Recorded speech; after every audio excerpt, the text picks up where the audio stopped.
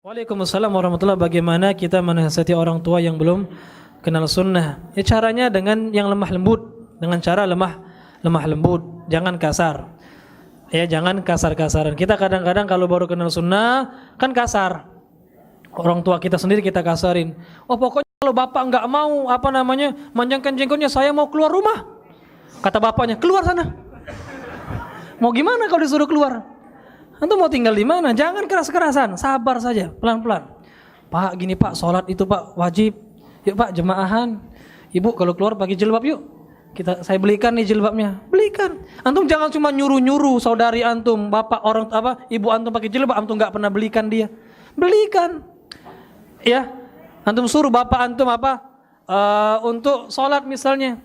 Tapi antum enggak pernah berusaha ngajak-ajak seperti itu. Ya, diajak, disemangat itu. Sabar. Sunnah belum kenal sunnah, ajari sunnah dikit-dikit. Ya, belikan majalah, belikan buku seperti itu. Insyaallah dengan kesabaran akan ada buahnya. Sabar. Itu kunci dakwah, itu sabar. Ya, insyaallah akan ada buahnya.